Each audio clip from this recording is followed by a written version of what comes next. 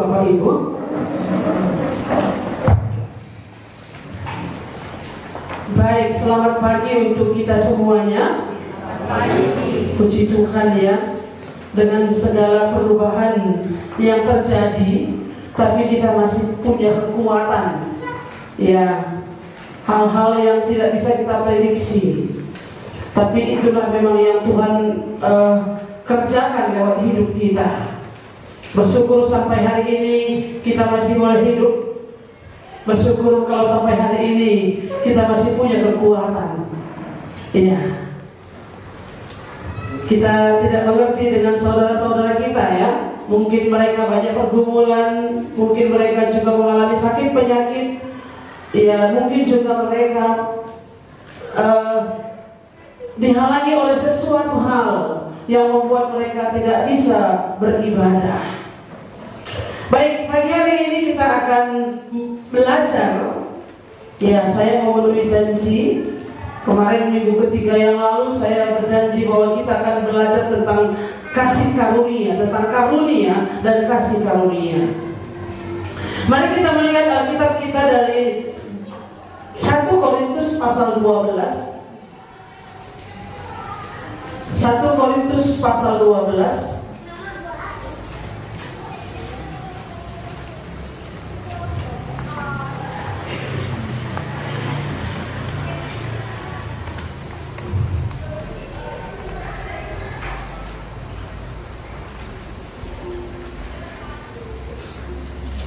Mari kita lihat rupa-rupa karunia, tetapi satu roh. Saya buat temanya mengetahui tentang karunia roh. Jadi kita perlu tahu apa karunia yang roh berikan kepada kita setelah kita percaya.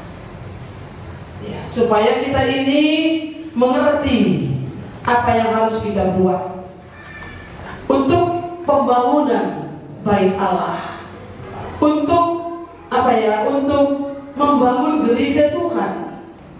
Jadi kalau kita diselamatkan oleh Tuhan, Tuhan punya tujuan kepada kita.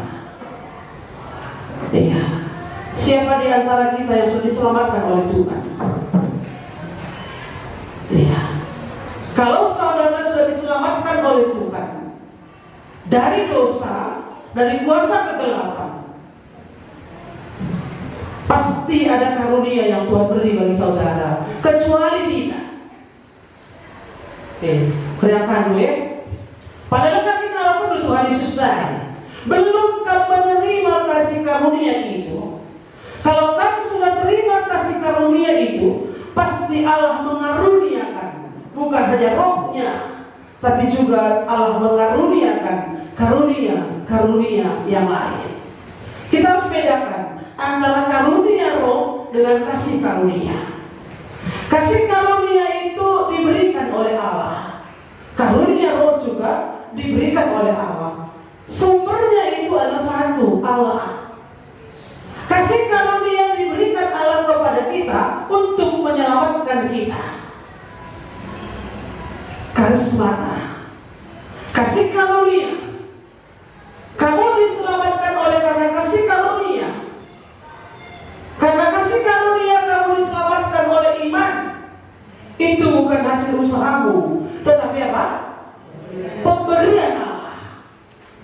Seseorang itu diselamatkan bukan karena perbuatan baik, bukan karena amal ibadah, tapi itu karunia Allah. Karunia Allah itu adalah keselamatan dari Allah, sumbernya dari Allah. Karunia roh itu apa? Setelah saudara dan saya diselamatkan oleh Tuhan, Tuhan memberikan karunia roh, bukan hanya bakat. Karunia roh yang berguna untuk membangun gereja Tuhan.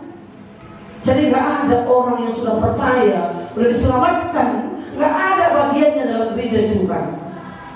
Bukan mengerti kita? Ngerti? Paham? Saya dulu pernah stres waktu mengajar kelas 4 SD. Ngerti? Saya bilang, ngerti Bu, katanya. Paham? Paham Bu. Coba kamu ke depan kerjakan yang ini. Gini dulu. Pegangnya, dulu kan pakai kartu tulis ya, nggak ada spidol dulu. Pegang dulu. Sampai setengah jam di situ apa pun tidak. Stres saya. Saya bilang sama wakil kepala sekolah waktu itu, saya panggil Ngah sama dia. Ngah, aku ngajar.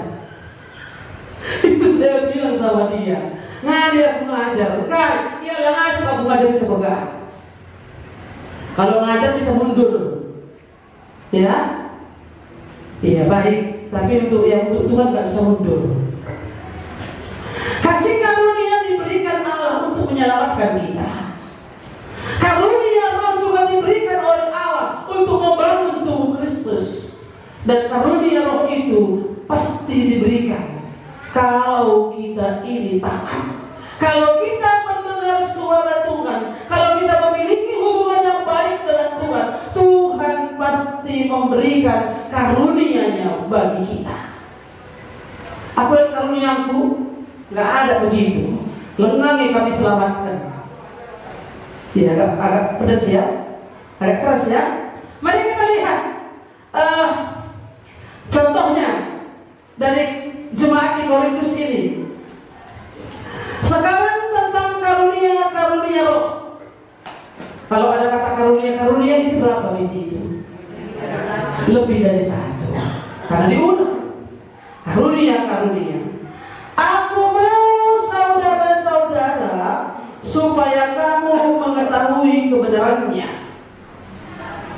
Paulus bilang, aku mau saudara-saudara supaya kamu mengetahuinya. Paulus sebagai rasul, Paulus sebagai hamba Tuhan yang melayani di Korintus itu mau memberitahu tentang kebenaran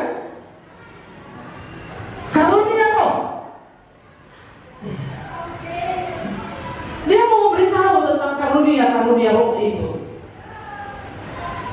Saya hari ini mau memberitahu kita. Kalau dulu ini kan surat penggembalaan kepada jemaat di Korintus. Jemaat ini mau digembalakan. Digembalakan itu bagaimana ya? Dikasih makan, kalau lukanya ada dibalut, dikasih obat. Kalau dia tersesat dia ditolong. Itu penggembalaan. Paulus ini menggembalakan jemaat di Korintus yang sudah menerima kasih karunia Allah, yang sudah menerima Tuhan Yesus sebagai Tuhan dan Juru Selamatnya, dan dikaruniakan banyak karunia bernubuat, karunia berbahasa roh, karunia menafsirkan bahasa roh. Itu dimiliki oleh jemaat di Korintus. Mereka punya banyak karunia, tapi karunia yang ada itu disalahgunakan sehingga jemaat ini tidak bertumbuh dan paling banyak juga dosa di situ. Inilah yang perlu digembalakan. Punya banyak potensi, punya banyak karunia, tetapi tidak digunakan dengan baik untuk membangun tubuh Kristus. Tujuannya adalah untuk membangun gereja Tuhan. Membangun gereja Tuhan, aku gereja, kau pun gereja. Itu gereja kan? Aku gereja. Apa lagunya? Coba nyanyi sebentar. 1, 2 ya. Aku gereja. Sekali lagi, 1, 2 ya. Aku gereja, kau pun gereja. Kurang semangat. 1, 2 ya. Aku gereja, kau pun gereja. Kita sama-sama gereja. Kan gitu ya?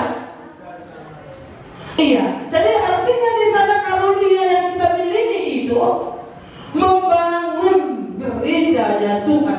Saya gereja Tuhan, saudara gerejanya Tuhan.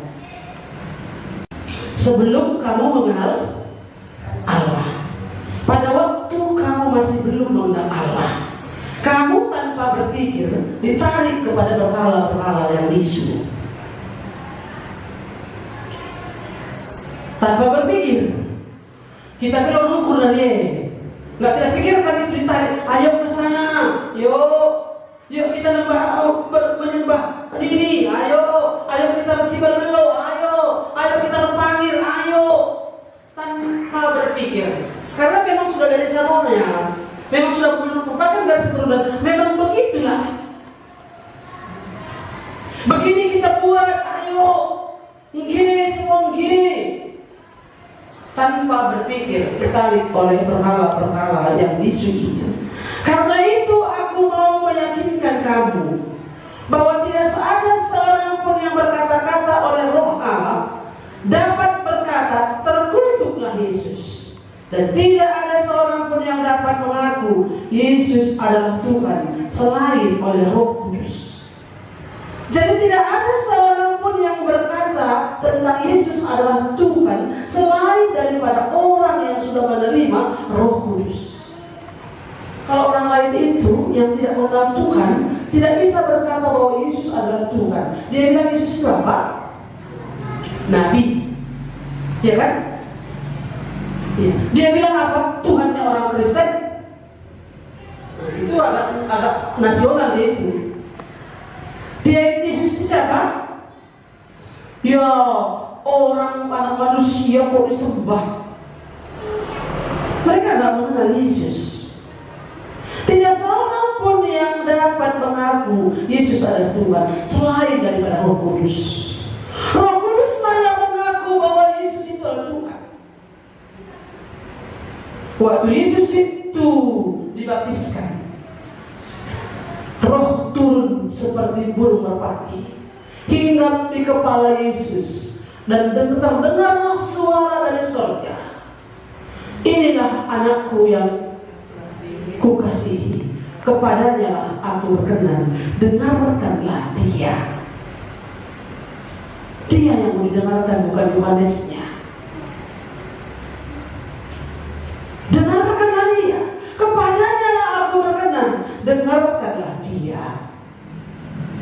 Adapun ada rupa-rupa karunia, tapi satu Roh. Dan ada rupa-rupa pelayanan, tetapi satu Tuhan. Dan ada berbagai-bagai perbuatan ajaib, tetapi Allah ada satu yang mengerjakan semuanya dalam semua orang. Tetapi kepada tiap-tiap orang dikaruniakan penyataan Roh untuk kepentingan bersama. Iya. Kalau diselamatkan, ini semua sudah diselamatkan. Yang sudah diselamatkan oleh Tuhan.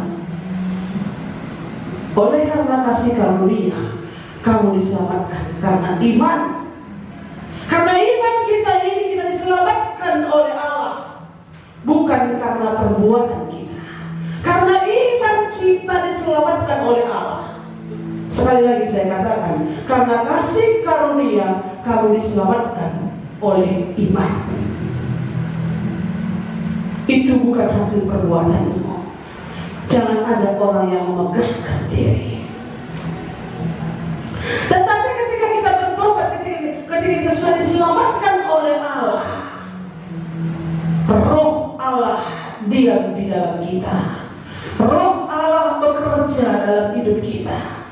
Roh Allah menuntun kita untuk melihat betapa baiknya Tuhan, betapa baiknya Tuhan, mengarahkan mata kita kepada pekerjaan-pekerjaan Tuhan, mengarahkan hati kita kepada apa yang harus dikerjakan di bumi ini sebelum Tuhan memanggil saya ke surga.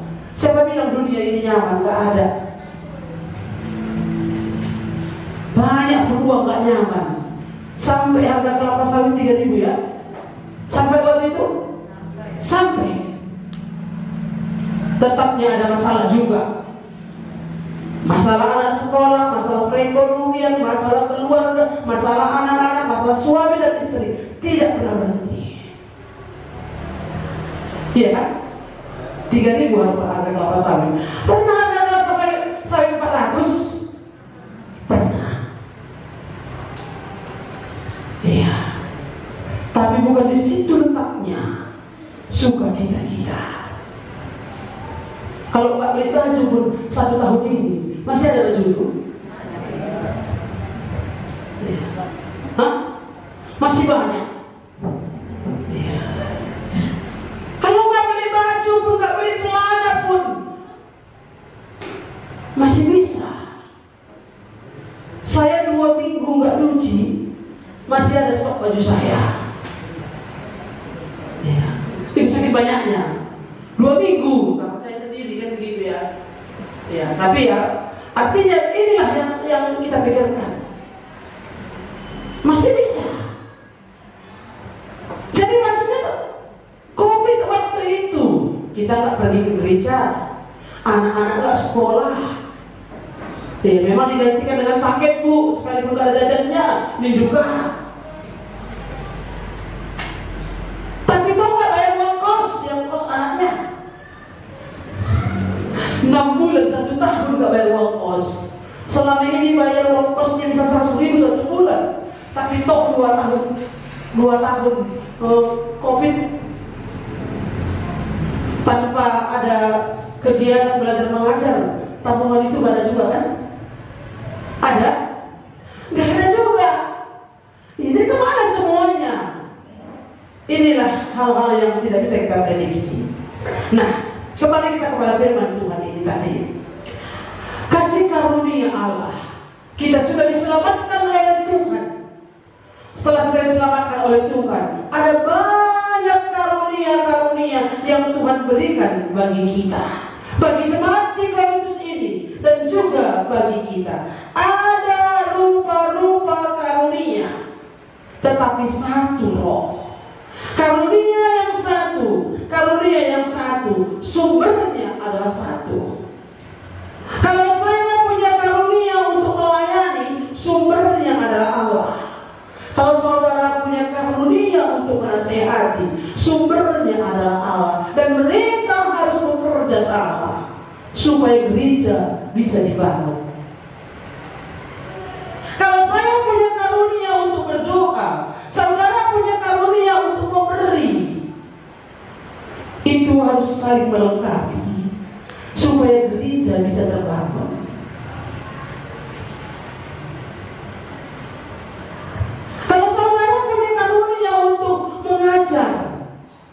Yang satu lagi punya karunia untuk melayani, mereka harus bekerja sama. Dan setiap orang yang sudah diselamatkan pasti punya karunia. Allah memberikan karunia baginya yang berguna untuk pelayanan, yang berguna untuk kebangunan gereja, yang berguna untuk pertumbuhan gereja juga, membangun tubuh Kristus di bumi ini. Tuhan Yesus nggak ada lagi di bumi ini. Dia sudah memberikan rohnya kepada kita. Dan lewat rohnya itu Allah mengaruniakan karunia-karunia. Ada banyak karunia. Tetapi kepada tiap-tiap orang dikaruniakan penyataan roh untuk kepentingan bersama.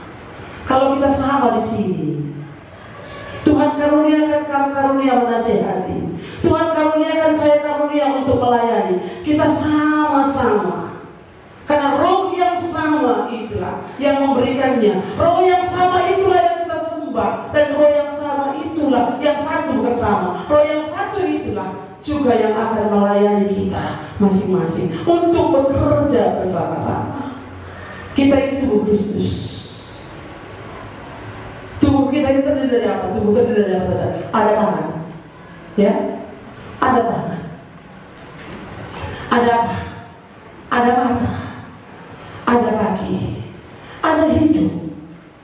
Semuanya saling memperlengkapi supaya semakin indah. Kalau ada tangan yang dua ini didandani dengan cincin dan gelang dan jam tangan, tapi kalau saudara tidak punya rambut ataupun tidak punya hidung, bagaimana? Apakah saudara sempurna dan kelihatan indah? Hah? Enggak ya? Ada tangan ini, tapi nggak ada hidung, tidak akan lengkap. Maka dalam sebuah gereja itu Tuhan menempatkan kita masing-masing kita dengan karunia kita, dan kita bersyukur dengan karunia orang lain.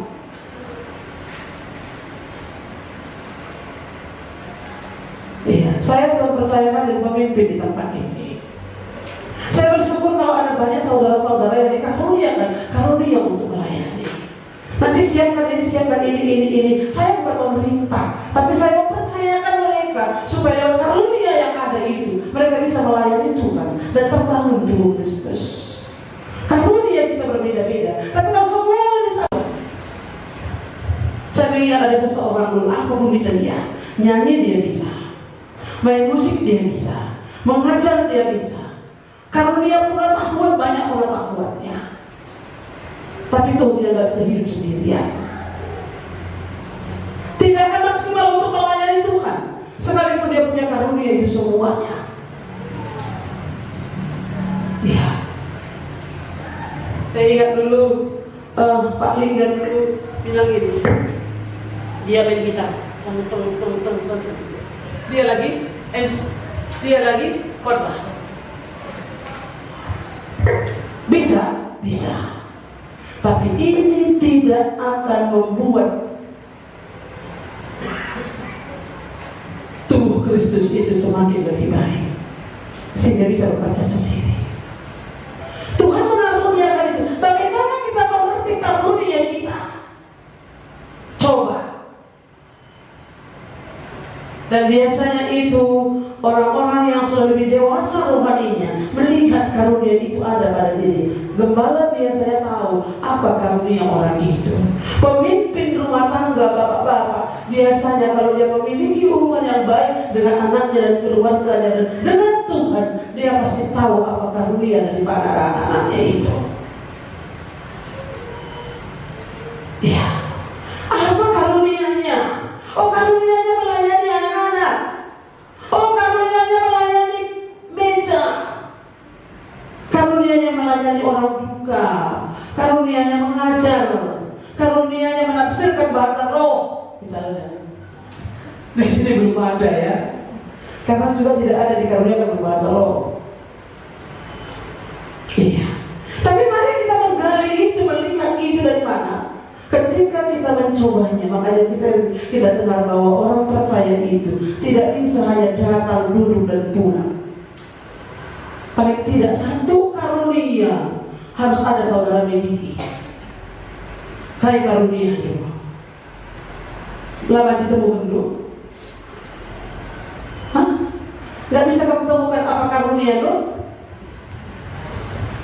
Tetapi kepada tiap-tiap orang dikaruniakan pernyataan roh, dikaruniakan penyataan roh untuk kepentingan bersama. Roh Tuhan akan berbicara kepada tiap-tiap orang, dinyatakan pernyataan roh. Roh Tuhan berbicara. Roh Tuhan akan nyambung dengan roh dulu. Adik mungkin kamu lalu Tuhan Yesus. Kalau kamu sudah terima Tuhan Yesus, roh Tuhan akan nyambung dengan roh dulu. Kalau suami istri nyambung. Pacaran pun dia sudah nyambung rohnya. Yang sudah pernah pacaran nyambung rohnya. Sekalipun mungkin satu di Jakarta, satu lagi di Medan, nyambung rohnya ini, kontak dia. Kalau berbuat salah suami itu bisa kontak dengan istrinya, bisa. Itulah ikatan batin itu. Kita kalau sudah menerima Tuhan Yesus lebih daripada ikatan batin. Itu seharusnya. Makanya ketika kita berdosa, ketika kita salah, tahu kita negur roh itu, berbicara roh itu. Ini artinya kita sudah satu dengan dia. Makanya kita akan mengerti sebenarnya kalau kita mau taat, kita tahu di mana karunia kita. Kalau memang karunia untuk melayani, aku akan melayani dengan segenap hati, dengan tulus aku melayaninya supaya nama Tuhanku ditinggikan. Dengan tulus aku melayani, dengan segenap hati aku melayani untuk pembangunan tubuh Kristus, untuk pembangunan gereja Tuhan. Kita harus sungguh-sungguh. Capek, pasti capek. Tapi oleh karena inilah karunia yang Tuhan berikan bagiku, aku boleh bersuka cita untuk mengerjakan ini. Kalau itu karunia, itu gak sok-sokan. Lagi mood, ada istilahnya ya. Kalau lagi mood, dia mau mengerjakan itu kan karunia. Tapi karunia sukacita karena Roh yang memberikannya kepada kita. Ya, Roh yang memberikannya. Kayak karuniaku, paling tidak saudara memiliki karunia. Roh itu ada dan Roh itu akan mengajari. Sebab kepada yang seorang Roh memberikan karunia untuk berkata-kata dengan hikmat. Bisa karunia berkata-kata dengan hikmat. Saya tidak punya karunia berkata-kata dengan hikmat. Tapi mungkin ada seseorang punya karunia berkata-kata dengan hikmat.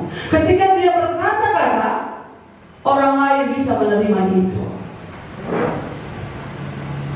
Iya. Ini berkata-kata dengan hikmat. Dari karunia ini bagaimana bisa kita minta kepada Tuhan? Bisa. Tuhan tambahkanlah kepadaku karunia supaya aku bisa melayani Tuhan, supaya aku bisa berguna untuk kemuliaan Tuhan. Pernah dulu? Pernah kamu bersama Tuhan? Mintalah, berikanlah aku karunia untuk melayani Engkau. Berikanlah aku karunia supaya aku bisa membangun tubuh Kristus. Terkait kita diselamatkan Tuhan. Wah, kalau selamat saja, gue dalam surga kau. Gitu aja. Kurasa kalau menikah, kenapa menikah coba? Kenapa jauh? Setelah orang bilang orang terbang latu, jangan dibilang orang perawan tua, gitu aja. Hanya untuk kebutuhan biologis kah saudara untuk menikah? Kalau itu cuma kecewa kan? Tapi kalau kita mau menikah itu, oleh karena kita mau melahirkan keturunan ilahi, bukan hanya dilahirkan secara jasmani, tapi lewat hidup kita, anak-anak Tuhan akan ditumbuh kembangkan. Ada orang-orang yang akan kita layani, ada orang-orang yang akan kita perjuangkan. Itunya baru ada sukacita ini. Begitu juga ketika kita mau percaya, ketika kita percaya menerima Tuhan Yesus, bukan hanya untuk keselamatan kita, tapi lewat karunia-karunia yang ada itu, kita semakin dibangun oleh Tuhan. Kita semakin bertumbuh dan berbuah lebat. Kita semakin maju setelah iman kita, sehingga meriah seperti geluh dunia dah. Lah ada kan meriah, gereja saja mah. Lah ada meriah. Nanti kalau Pak gereja ditanya, ditelepon, dikunjungi, kan gitu ya. Ini pula nanti, udahlah gereja lah, 2 minggu absen, 1 minggu datang, minggu berapa datang lagi, 2 minggu lagi absen lagi. Iya, bukan begitu. Tapi Bapak Ibu saudara-saudara yang dikasihi oleh Tuhan, setelah kita diselamatkan oleh Tuhan, kita harus mengerti karunia kita. Pertama tadi saya ulang kembali, tetapi kepada tiap-tiap orang. Siapa tiap-tiap orang itu? Saya, bukan kita. Siapa tiap-tiap orang? Saya. Tetapi kepada tiap-tiap orang dikaruniakan penyataan Roh untuk kepentingan bersama. Ada penyataan Roh, artinya apa? Ada Tuhan berbicara, kai ngisi pula koper, guna jelma masih terendai. Berarti kamu? Iya. Di tengah-tengah gereja Tuhan. Kalau tetap mulih kamu lari bukan, kupikir aku punya kemampuan. Oh, aku bisa nyupir. Kan gitu ya, misalnya. Oh, ini akan bisa menggunakan untuk pelayanan. Oh, aku bisa bengkel. Tuhan tambahkanlah ini supaya ini boleh dikaruniakan kepadaku oleh Tuhan, kemampuan yang lebih lagi, sehingga ini bisa berguna untuk kemuliaan Tuhan. Oh, aku pintar jualan, kayak budaya aku yang halal ya, berkasihlah halal budaya itu. Aku berjual bisa aku, jering pelaku, berikan pelaku, lembu pelaku. Bisa kamu gunakan karunia yang Tuhan berikan ini untuk membangun tubuh Kristus, dan aku bisa menghasilkan uang banyak lewat situ. Untuk kemuliaan siapa? Kemuliaan diri sendiri. Kamu bisa menjadi kecewa nantinya kalau tidak kamu gunakan untuk kemuliaan Tuhan. Karunia-karunia yang Tuhan berikan, paling tidak ada satu karunia Tuhan pasti berbicara kepada saudara untuk kepentingan umat Tuhan secara bersama. Kailah Tuhan dengan Bandung untuk kepentingan umat Tuhan bersama di tempat ini. Kepada orang lain, jangan takut berbicara kepada orang itu, menasihati dia. Berikutnya, dan kepada yang lain, Roh yang sama memberikan karunia berkata-kata dengan pengetahuan. Berkata-kata dengan pengetahuan. Ada banyak pengetahuannya. Ada banyak yang dia mengerti tentang perkembangan zaman. Ada banyak yang mengerti pengetahuan Alkitab, sehingga dia bisa berkata-kata dengan pengetahuannya, dan orang lain bisa menerimanya. Itu karunia. Orang lain bisa dibangun. So mereka tanduk ke A sampai Z misalnya, tapi orang lain tak bisa dibangun dengan plus dari situ ya. Oleh karena banyaknya pengetahuan kita. Tapi kalau orang lain tak bisa dibangun, tak cocok. Tapi kalau ada pengetahuan kita, aku bisa berbahasa Inggris. Kukumpulkan anak-anak jemaat ini supaya mereka tidak buta bahasa Inggris. Hari ini adalah bahasa internasional, kan begitu ya? Supaya diajari, paling tidak mereka SD itu sudah masuk, itu sudah mereka tahu. Nama saya, my name is Laura misalnya. Udah bisa dia. Anak-anak yang kecil dilayani, itu kita punya karunia. Tapi kita nggak mau memanfaatkan karunia itu. Kita punya karunia untuk memainkan musik, main gitar, cereng, bisa kita latih. Bukan karena kekuatan pula, belum kita, tapi langit kita. Kalau mereka jangan kalah. Mari dekku, siapa yang kita lihat punya karunia, punya bakat ini, dan sempurna. Apa yang Tuhan karuniakan bagi hidup? Pengetahuan apa? Jangan katakan bahwa kalau aku punya pengetahuan, punya karunia, aku nggak disuruh kok, ngapain dikerjakan? Kalau kita punya karunia itu, kita mengerjakan itu dengan baik untuk kepentingan tubuh Kristus. Kepada yang seorang, Roh yang sama memberikan iman. Imannya apa? Oh, seperti Nuh. Tuhan berbicara kepada dia bahwa Tuhan akan mendatangkan hujan, banjir, buatlah bagimu bahtera. Sekalipun dalam waktu yang begitu lama, tapi dia percaya akan janji iman itu. Punya iman. Ya. Dia bisa menantikan itu. Karunia iman. Dan kepada yang lain, ia memberikan karunia untuk menyembuhkan. Kepada yang seorang, Roh memberikan kuasa untuk mengadakan mukjizat. Dan kepada yang lain, ia memberikan karunia untuk bernubuat. Dan kepada yang lain lagi, ia memberikan karunia untuk membedakan bermacam-macam roh. Kepada yang seorang, ia memberikan karunia untuk berkata-kata dengan bahasa roh. Dan kepada yang lain, ia memberikan karunia untuk menafsirkan bahasa roh itu. Tetapi semuanya itu dikerjakan oleh Roh yang satu dan yang sama, yang memberikan karunia kepada tiap-tiap orang secara khusus seperti yang dikehendakinya.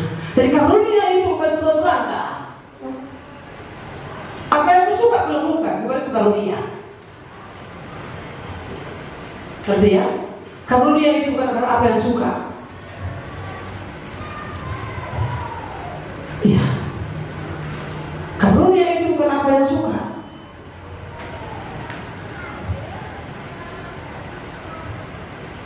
Tapi karunia itulah apa yang diberikan oleh Allah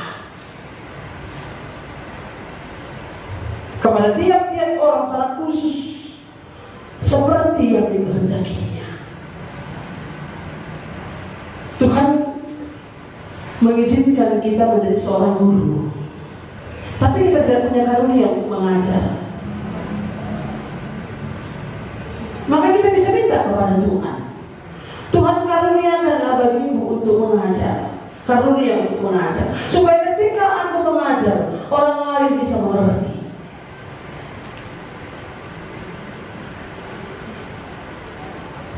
Ya. Itu bisa kita minta kepada Tuhan. Tapi kalau memang Tuhan rasa perlu, Tuhan pasti beri sesuai dengan kehendakinya, yang dikehendakinya. Tuhan memberikan karunia kepada tiap-tiap orang secara khusus. Jadi ini berbeda dengan bakat. Sekalipun kemudian bakat itu bisa jadi karunia, kalau itu dia dengan setia mengerjakannya dan mendoakannya, membawanya kepada Tuhan, supaya itu berguna bagi orang lain. Karunia melayani. Aku mau melayani, gimana aku yang dulu bercerita kok tadi kerja, enggak juga, bukan itu karunia melayani. Karunia melayani itu dia bisa sampai selesai dia mengerjakannya. Bukan berarti kalau dia bagi latih keras, tapi yang sudah apa nih? Tapi kalau dia punya karunia melayani, dia juga bisa merekrut orang lain. Mari, dekku, teman, ras-ras kita menjaga sah.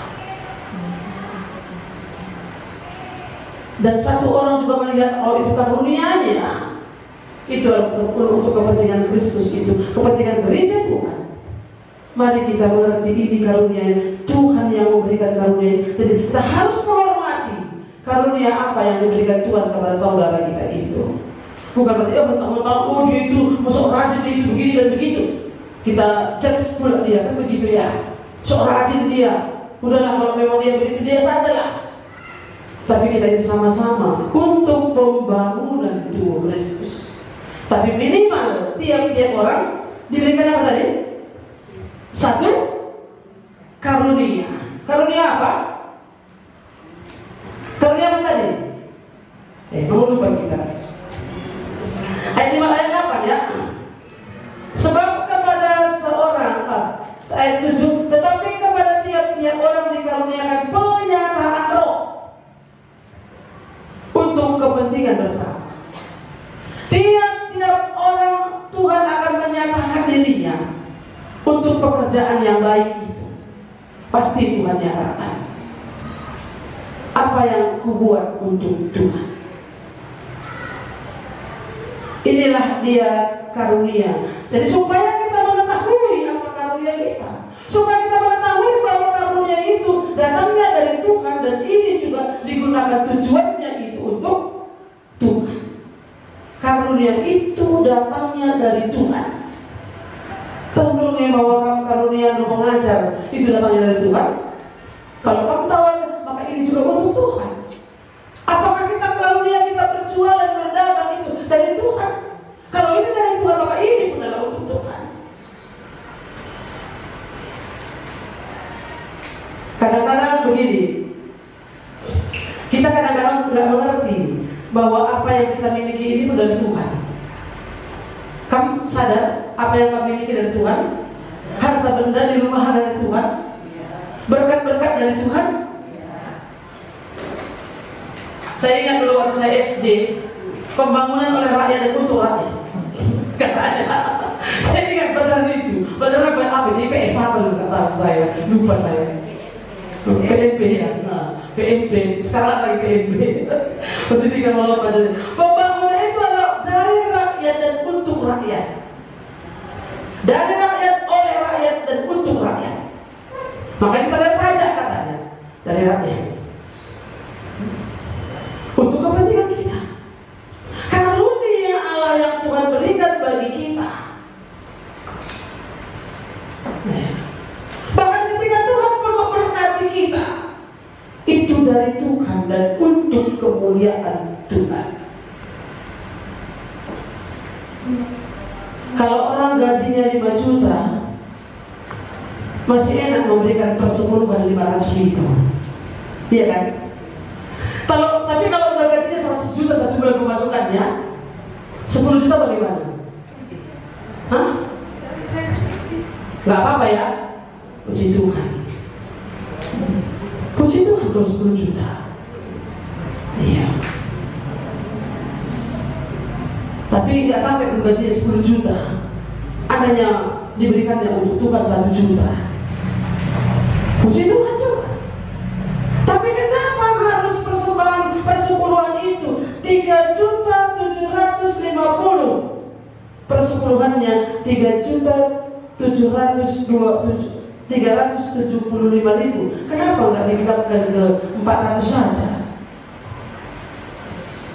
Oh, tapi persepuluhan bu, kan gitu ya, harus jujur.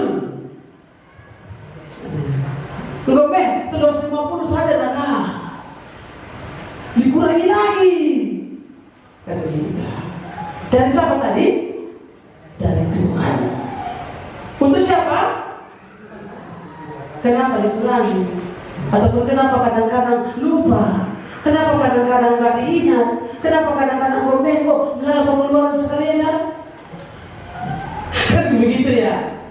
Mari kita belajar untuk itu. Masing-masing orang punya karunia. Tiap karunia itu di Tuhan dan untuk Tuhan. Ya, mungkin tercatat semua di sini. Makanya kenapa jemaat Korintus ini begitu rusak? Bahkan dosa pun paling banyak di sana.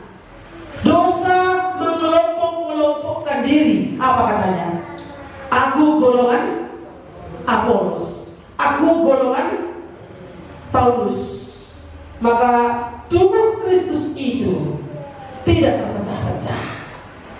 Saya sangat merindukan di antara kita tidak ada yang berkelompok-kelompok. Kalau si anu nggak ikut, aku pun nggak ikut. Itu kelompok-kelompok namanya. Iya, aku nggak sama sama si anu itu. Siapa itu si anu itu? Dia tubuh Kristus. Aku juga tubuh Kristus. Itu dosa di tengah-tengah jemaat Korintus. Supaya kita memahami itu. Saya dan saudara sama-sama tubuh Kristus. Seperti apa pun saya jeleknya, saya tubuh Kristus, saudara tubuh Kristus. Kalau saudara itu bagus nilainya A, saya C, tubuh Kristus dipersatukan, saling melengkapi. Bukan kan akhirnya di mata Tuhan kita bisa nilai B. Ya, nggak bisa diukur nilai, tapi saling membangun, saling memberkati satu dengan lain. Makanya karunia yang satu melengkapi karunia yang ini. Saya nggak bisa berkata-kata dengan lemah lembut. Saya tidak bisa berkata-kata dengan apa tadi? Dengan hikmat. Tapi saudara bisa berkata-kata dengan hikmat. Kan bisa, Bu, coba kita berdoa supaya apa-apa. Iya. Ini bukan kepentingan saya dan juga bukan kepentingan saudara. Mari kita berbicara dengan hikmat. Punya karunia yang berbeda-beda, tapi kita bisa saling mengerjakan sesuatu. Ini Bible Camp. Dan kita pikirkan untuk perkembangan pelayanan untuk di Raja Berbah itu punya karunia yang berbeda-beda. Saya punya karunia, misalnya kalau memberitakan semua karunia ya, itu semua orang harus celakalah aku jika aku tidak memberitakan Injil. Saya punya karunia misalnya untuk mengajar. Yang lalu punya karunia untuk melayani. Bisa bekerja sama, bergandengan tangan. Nama siapa yang tinggikan? Bukan saya, tapi bukan saudara, tapi nama siapa? Nama Tuhan. Kita bekerja untuk Tuhan, melayani Tuhan, membangun rumah Tuhan. Ada punya karunia orang, oh aku mau menyediakan uangnya, dikaruniakan kepada Tuhan dia kekayaan. Ada yang punya karunia, oh begini buat apa ya? Emperannya, tidak perlu ditapahnya. Tuhan berikan karunia pengetahuan, mengerti pengetahuan yang ini tentang ini, pengetahuan tentang pembangunan.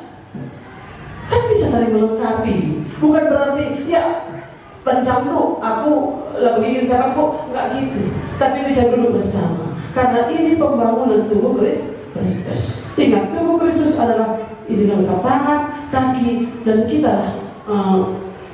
Begitu juga dengan kita. Kita adalah tubuh Kristus kita.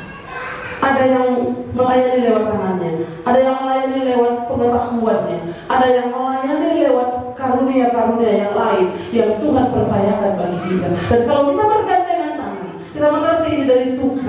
dan ini untuk kemuliaan Tuhan, maka kita akan bisa dipakai oleh Tuhan dengan luar biasa. Pekerjaan Tuhan akan berjalan dengan baik.